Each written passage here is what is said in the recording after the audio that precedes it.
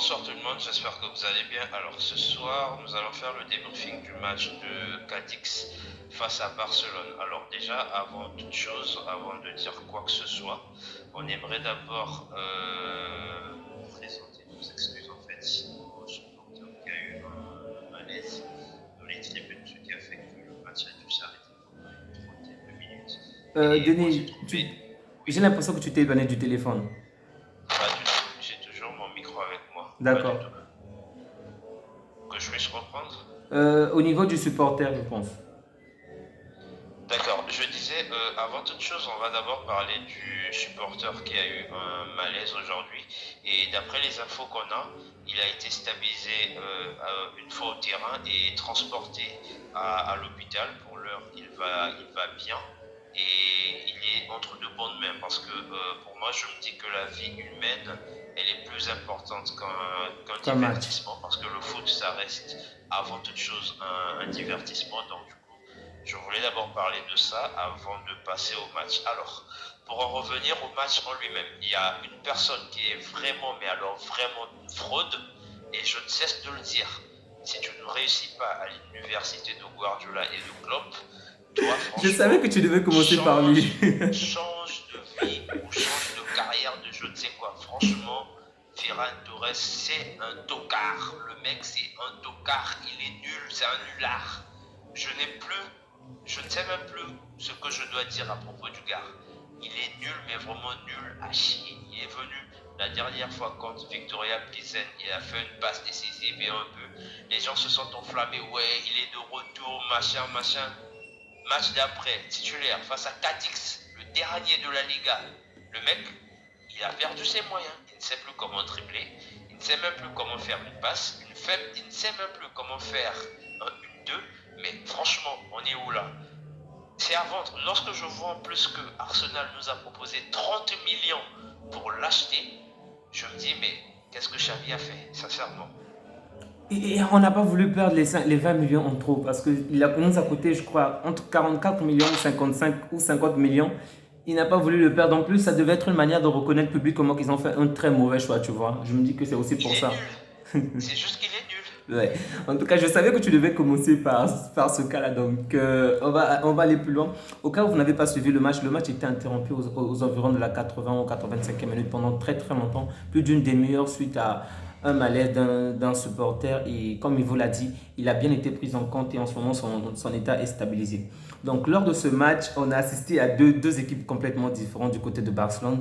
En premier lieu, donc, il y a d'abord eu en première période Ferran Torres, Depay et Rafinha en attaque. Ensuite, en seconde période, on les a remplacés après, je crois, 15 minutes de jeu par Lewandowski, Dembélé et Ansu Fati. Et on a vu une énorme différence entre ces deux équipes.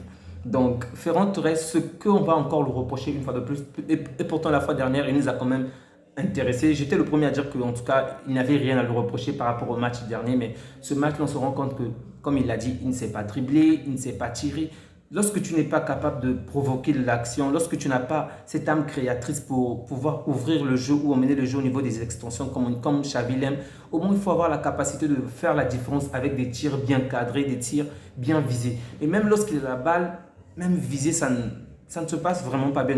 Sérieusement, par rapport à ce match, je ne sais même pas quel est le point positif que je peux trouver sur Ferran Torres. De toute la Il n'y en première a pas période, parce qu'il est nul. je crois qu'une seule fois, je l'ai vu dribbler un joueur, je crois que seulement une seule fois. Passer un joueur pour je crois, tirer après ou faire la passe. Et même là, l'action s'est mal terminée. Vraiment, j'ai l'impression que c'est le joueur qui doit jouer, disons, dans les 5 dernières minutes où on a largement gagné et qu'on veut juste faire tourner les joueurs, les faire reposer. Et là, il entre et joue parce que le faire jouer toute une période vraiment ne sert à rien. Il ne fait vraiment pas la différence. Bon, par rapport aussi, il n'y a pas que Ferran Torres qui m'a quand même déçu. Je voulais parler aussi de Depay. Moi, je trouve qu'il a quand même été décevant. Pour un joueur qui veut garder sa place, qui veut avoir plus de temps de jeu, je pense que lui aussi, de son côté, il doit vraiment faire la différence lorsqu'on lui fait jouer ce genre de match. Tu ne penses pas? Oui, sincèrement, sincèrement. Memphis Depay également aujourd'hui, il a été nul. Et j'ai pas compris, sincèrement, j'ai même pas compris c'était quoi son objectif aujourd'hui. Tu avais l'impression que lorsqu'il doit faire un appel vers l'avant, le mec il vient chercher le ballon vers toi. Lorsqu'il doit venir chercher le ballon, il court vers l'avant. Mais mec, tu joues sans réfléchir ou c'est quoi ton but? Sincèrement, s'il veut être remplaçant, il n'a qu'à nous dire. Hein. On va demander à Xavi de nous mettre Ferran Torres. Bon. Après, celui-là aussi, c'est un bateau car. C'est clair. Bon, je me dis que Xavi aurait peut-être pu commencer, peut-être même avec, je sais pas moi, Rafinha, il s'appelle comment?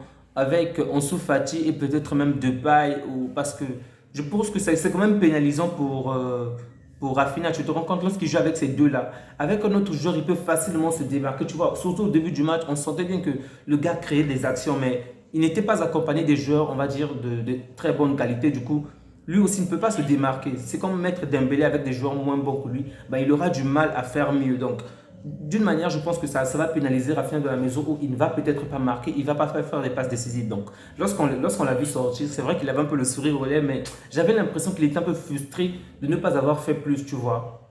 Oui, oui. Donc, personnellement, je pense qu'on devrait peut-être lui mettre plus avec les autres par rapport à ces deux joueurs-là parce que ils n'ont vraiment pas fait la différence. Donc, un autre joueur que je ne vais pas, en tout cas, s'il n'avait pas marqué et vraiment si au niveau de la deuxième période, il n'y a pas vraiment eu une bonne différence, je trouverais que Frankie de Jong aussi, surtout les 30 premières minutes, je l'ai trouvé vraiment, on va dire moyen une fois de plus. Donc, c'était pas plus que ce qu'il a l'habitude de nous offrir. Bon, après le match, on va dire à la 31e minute, 32e minute, il a fait plus avec des passes ou sa manière de se déplacer. Ok, donc, mais au début, je l'ai vraiment trouvé à la limite moyen, quoi, tu vois.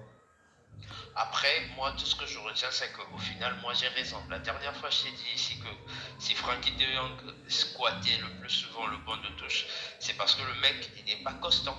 Regarde un peu la différence entre sa première période et sa deuxième période. Tu as l'impression que en première période, c'était son clone, et en deuxième période, c'est le vrai De Jong qu'on connaît. Ouais. Maintenant, regarde la différence abyssale de niveau qu'il a affiché. Franchement, ce mec également, il doit vraiment se prendre au sérieux. Hein. Oui, Il peut pas nous faire ça de temps en temps. C'est pas gentil de sa part. je voulais savoir aussi, peut-être que lui aussi c'est la même chose comme avec Rafinha, comme je venais de dire. Peut-être aussi c'est à cause des attaquants qu'il y avait devant lui. C'est pas ça aussi? Parce que Non, en deuxième période, Dieu. je m'attendais vraiment qu'on puisse le sortir. Donc lorsqu'on a remplacé Gavi par Pedri, j'étais vraiment choqué. Je me disais, eh, mais qu'est-ce que Xavi fait? En tout cas, Gavi était carrément l'homme du match. Il était partout, il faisait de bonnes actions et on l'a remplacé. Je me suis dit, bon, peut-être qu'il va accorder plus de temps de jeu à De Jong pour voir ce que De Jong va faire. Et lorsqu'on a mis les deux autres joueurs avec De Jong, donc à savoir Lewandowski et Dembélé, j'ai trouvé que De Jong a mieux joué en fait. C'est peut-être aussi le fait que Depay et Torres n'étaient pas à la hauteur. Oh que oui, ces deux nullards là, franchement, eux, si on doit même les vendre là tout de suite, on les vend. Hein. Denis est radical, hein. Je suis pas radical, c'est juste que je déteste les gens qui sont nuls. En tout cas, j'étais vraiment inquiet lors de la première période, mais en tout cas en deuxième période, on nous a une fois de plus prouvé que on peut compter sur nos remplaçants, on peut compter sur la tactique de Xavi. En tout cas, c'était une bonne manière de faire reposer des titulaires parce que en première période, le match avait une autre physiologie et en seconde période, on avait de quelle manière on s'est imposé les 4 buts rapidement et on a facilement remporté la partie. En tout cas, c'est aussi un point positif pour Lewandowski qui prend davantage la tête du classement des meilleurs buteurs. Donc, je crois vraiment qu'il va garder cette place-là jusqu'à la fin parce que bon, je vois mal Benzema aller plus loin hein, avec la blessure qu'il a aussi. Bah après, tu sais, Benzema c'est Benzema. Hein. Ouais, ouais, je comprends, je comprends. Benzema c'est pas comme les autres tocards là.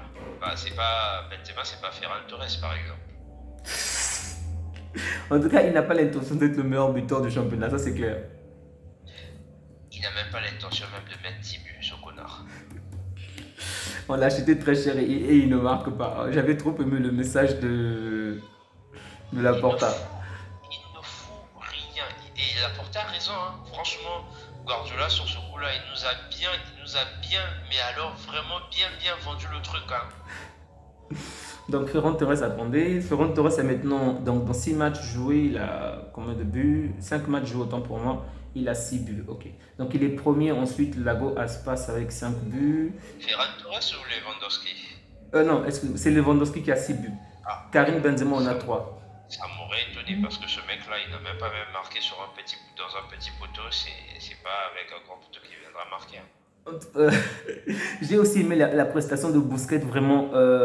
Il y a des joueurs à féliciter, vraiment des joueurs que je trouve juste exceptionnels. Il y a Baldé, donc en dehors de Gavi qui a aussi fait un bon match. Il y a Baldé toujours. Il y a Araujo et Busquets. Waouh! L'action de Busquets devant la surface m'avait vraiment inquiété. Les trois joueurs qu'il dribble, où il essaie de faire des petits crochets, aller-retour, aller. Waouh! C'était tellement beau à voir, tellement. Je me suis dit, s'il perd la balle, on est foutu. Après c'est Busquets, hein, c'est Busquets. Tu connais le L'expérience. mec, ça c'est Busquets, ce ne sont pas nos joueurs d'ici, hein.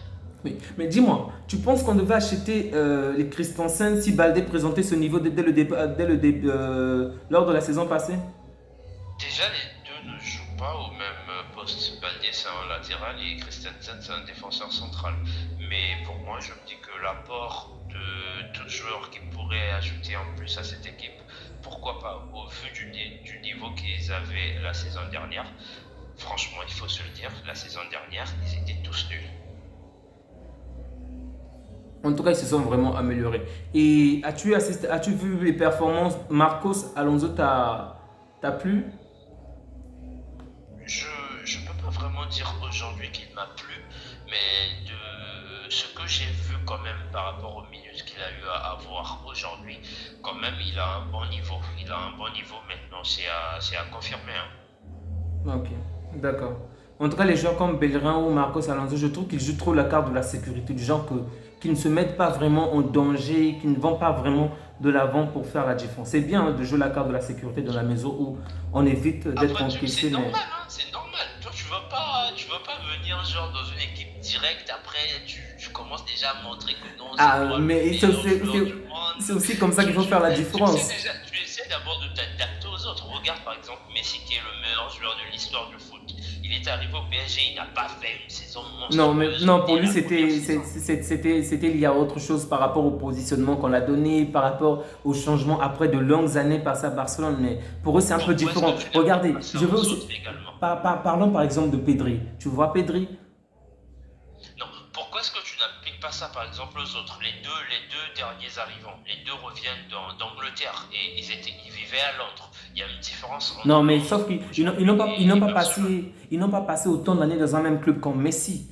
Bon, Oh, que d'accord. si. Non, d'accord. Parlons par exemple de Kessié. Tu as vu Kessié? Kessié fait la différence. Je veux dire, Kessié prend vraiment le risque. Il y a des moments que ça m'énerve tellement. Où il s'enfonce même carrément au Pour fond l'instant, de... il fait la différence au banc de touche, hein. Non, mais non. C'est vrai qu'il ne peut pas prendre la place pour l'instant par rapport au milieu qu'on a. On a un milieu de qualité. Lui, par rapport aux autres, il n'est pas chanceux par rapport aux autres puisqu'on a un milieu de qualité. Donc, lorsqu'il rentre, mais même en dehors de ça, le peu de temps que lui, il joue, tu sens que le mec, non seulement il est là, il vous rassure par rapport à ses performances, mais il va vraiment droit au but. Il n'a pas peur de prendre, de se lancer face à l'adversaire, quoi. Tu comprends ce que je veux dire? Tu sais, aujourd'hui, Kessié, c'est un milieu de terrain. S'il perd le ballon au milieu, ça ne veut pas forcément dire que c'est un but. Mais par contre, Bellerin et Alonso, ce sont des latéraux. Si aujourd'hui ils se mettent à jouer, par exemple, comme Kessié et autres, et qu'ils venaient à faire une erreur, but, qu'est-ce que tu allais dire? Ah, le mec qu'on a acheté, il est Mais nul. non, c'est pas ça. C'est juste que on se repositionne très bien en ce moment. Regarde ce que Baldé fait. Baldé fait vraiment de très très bonnes lancées. Il va vraiment jusqu'à l'extrémité de l'autre camp. Tu te rends compte de ce qu'il fait. Il fait vraiment de très bonnes montées. Donc, si je me Mais dis que si Baldé, Baldé, Baldé aujourd'hui, il a l'ADN en fait du Barça, frère. Et depuis enfin, vous allez même dire du n'importe quoi. Depuis qu'il a, je sais pas moi, 10 ans, 11 ans, tous les jours, on l'apprend à jouer de la sorte. Tu vois un peu. Sauf que Marcos Alonso et Bellerin viennent d'arriver. Ils n'ont fait que quoi? Que 3 entraînements avec l'équipe. Tu vas pas attendre d'eux que ce soit déjà des Daniel Alves direct. d'accord, donc je vais être patient avec eux. Mais avant de Ah, pouvoir sois patient continuer, avec eux comme tu as été patient ou comme tu es toujours patient avec le tocard de Ferran Torres. non, Ferran Torres me fatigue. Mais si tu te souviens bien, la fois dernière, c'est toi qui me reprochais ce truc par rapport à Gavi. Lorsque je disais que bon, qu'il faut accorder du temps à Gavi, c'est une telle, il joue très bien, il pense. Toi, ça t'énervait dans le sens où tu disais que de nos jours, que tu sois jeune ou pas, dès qu'on te met de la principale équipe, c'est dit qu'on compte sur toi, donc c'est à toi de faire la différence. Peu importe le temps d'adaptation, tu dois vite. Donc il faudrait aussi que tu appliques ce même conseil avec ces nouveaux joueurs qu'on Oui, a recrutés. je l'applique, sois-en sûr que je l'applique, tu vois. Mais Uh-huh. pourquoi est-ce que je suis aujourd'hui, par exemple, je serai toujours plus exigeant avec des joueurs tels que les Ter Stegen, Araújo, Piqué, Sergio Busquets, Gavi, De Pedri, Jong, Pedri et autres. oui. Parce que je me dis que Gavi, il a été formé au Barça depuis qu'il est né. Il n'a même jamais voyagé, genre, si ce n'est pas à cause du foot. Le mec n'a jamais voyagé. Donc, il est né à Barcelone. Il a grandi à Barcelone. Depuis qu'il est nourrissant, il est traité à l'idée de jeu du Barça, tu vois, un tout petit peu. Mhm. Donc, du coup, il évolue aujourd'hui. Tu sais que regarde le tocard de Ricky Puig aujourd'hui, là où il est allé jouer aux États-Unis, lui, il est nul, tu vois. Non, mais il Et brille, hein. peu importe, il est allé briller là où il y a des vieux briscards qui, pour eux, le foot, c'est pas vraiment Non, oui. le divertissement premier. Donc, déjà aux États-Unis, le premier sport, c'est même pas du foot. C'est Le c'est autre baseball, chose. le basketball, le foot Le américain. foot, ça vient en troisième, voire quatrième position. Ça dépend de la personne, tu vois, un tout Mhm. petit peu. Mais pour en revenir à Gavi aujourd'hui, Gavi, moi, j'en attendrais toujours plus. Par exemple, comparé à Kessie. Même si Kessie est beaucoup plus âgé. Parce que Kessie, aujourd'hui, il a joué en Italie. Ça veut dire qu'il a une culture italienne. Aujourd'hui, il Différente, doit ouais. apprendre la culture Espagnol. espagnole. Comment est-ce que on joue en Espagne? Et encore plus difficile, si c'était peut-être le Real, tel qu'avec des Tchouaméni, Kamavinga, on se disait, bon, ok, le Real, c'est on court, on court, on court. Non, le Barça, c'est. Au Barça, il suffit juste pas de courir. Écoute par exemple l'interview de Thierry Henry qui disait il avait 30 ans, il est venu au Barça, il a appris à jouer au football à 30 ans. Parce que tout ce que tu apprends avant d'arriver au Barça, quand tu arrives au Barça, tu te dis attends, est-ce que j'ai joué au même football Encore que c'était qu'avant? Pep, encore c'était Pep le coach, donc pas facile. Bah voilà, tu vois un tout petit peu, tu te dis est-ce que le football qu'il pratique ici, c'est vraiment le même football? Donc au Barça, il suffit juste pas de faire une passe et puis de te dire bah qu'est-ce que l'autre va faire. Non, tu fais une passe, tu proposes, tu dois courir, même si tu cours dans le vide, tu dois courir pour libérer tel espace. Dans d'autres équipes, tu vois par exemple le mec qui fait la passe, bah il est là debout, il se dit bah moi j'ai fait ma part du travail. Regarde par exemple le PSG. Vitinha, il prend le ballon, il donne le ballon à Messi, il se dit D'accord, on bah s'arrête voilà, là, bah, on j'ai s'arrête la proposé. fin du PSG. Je sais que tu es fan de cette équipe et que tu aimerais tellement qu'on puisse en parler, mais n'allons pas plus loin, on va s'arrêter avec Barcelone. En tout cas, penses-tu que Gavi va renouveler son contrat? Parce qu'il est quand même Qui à... ça, Gavi? Oui, oui.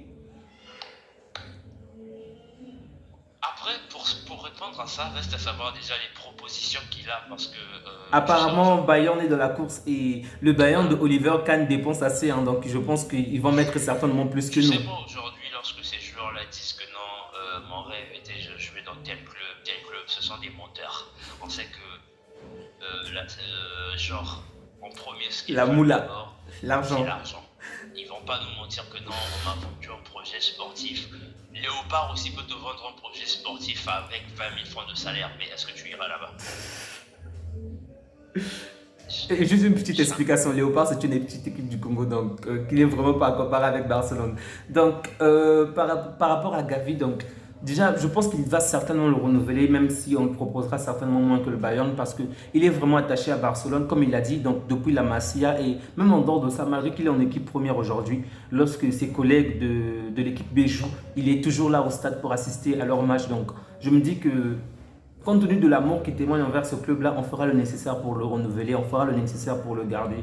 Donc, s'il va... N'oublie pas qu'il y a Liverpool et Manchester City également dans Je le pense que dossier. c'est juste une manière de, tu vois, un peu comme Dembélé, quoi, tu vois. Tu fais tarder les choses pour augmenter le salaire plus tard. Donc, et pour l'instant, je crois que l'administration est plutôt positive pour un renouvellement de contrat. Donc, on va lui faire confiance par rapport au cas de Gavi. Je pense que ça va se faire soit en hiver, soit en fin de saison s'il veut augmenter son salaire et autres. Maintenant, dis-moi, la performance que tu as vue aujourd'hui, est-ce que ça te rassure par rapport au Bayern de Munich? Parce que j'ai vu le match du Bayern, ils ont fait un match nul encore aujourd'hui. Un autre match nul, hein. 2-2. Oui, moi je me dis que le Barça va gagner, oui. Ok. S'il faut faire un pronostic, quel est ton pronostic? On l'avait déjà fait, je t'avais dit entre, si je me souviens bien, c'était quoi, 4-3 ou 3-2, quelque chose comme ça. Ah, ok, ok, merci, j'avais complètement oublié. C'est vrai, merci. Donc, propose-moi ton 11 de départ, s'il te plaît. Ter Stegen, l'axe central, je mettrais Baldé. Araujo, je mettrais aujourd'hui Araujo et Plus fort, s'il te plaît, plus fort. Je dis au poste de gardien de but, Ter Stegen. Ok. Dans l'axe central, Christensen et Arauro. Latéral droit, je mettrai Koundé. Latéral gauche, je mettrai Marcos Alonso. En 6, je mettrai De Jong. Et en 8 et 10, je mettrai Kessié et Pedri. Et devant, je mettrai les 3 mousquetaires, à savoir Rafinha, Dembélé et puis Lewandowski. Tous les autres là, ils vont d'abord patienter sur le banc. Tu te rends compte que tu n'as pas mis Gavi dans ton projet, hein? Oui, j'ai pas mis Gavi, oui. J'ai pas mis Gavi parce que le Bayern, lorsqu'il joue, non seulement il y a de la vivacité, il y a également de la puissance. Raison de plus pour mettre une personne qui attaque beaucoup. Gavi, il est vif, mais il n'est pas puissant, tu vois. Donc du coup, pour compenser au niveau de la vivacité, tu as Pedri. Et pour compenser au niveau de la puissance, tu as Kessié. Et pour un tout petit peu faire la lessive devant la défense, Pedri. je mettrais De Jong au vu de son coffre en fait, par rapport au souffle. D'accord. Et Baldé, tu ne penses pas que Baldé sera titulaire? Je me dis qu'il peut être titulaire, mais étant donné que ça ne sera pas face à n'importe quel joueur, ça sera quand même Kingsley Coman de l'autre côté. Donc moi je préfère mettre une personne d'expérience et je mettrai du coup Marcos Alonso. D'accord, je comprends très bien ton choix.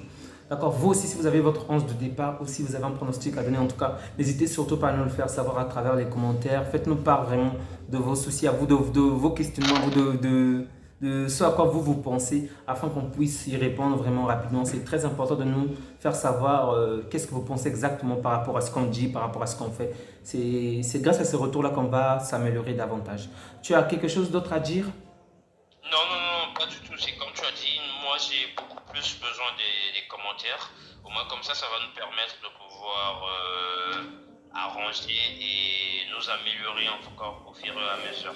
D'accord. En tout cas, merci beaucoup d'avoir visionné la vidéo. Merci d'avoir été avec nous. On vous souhaite vraiment le meilleur pour cette journée. Prenez soin de vous ainsi que de vos proches et passez une agréable journée. Likez, partagez et abonnez-vous. Activez la cloche de notification autant pour moi. Au revoir.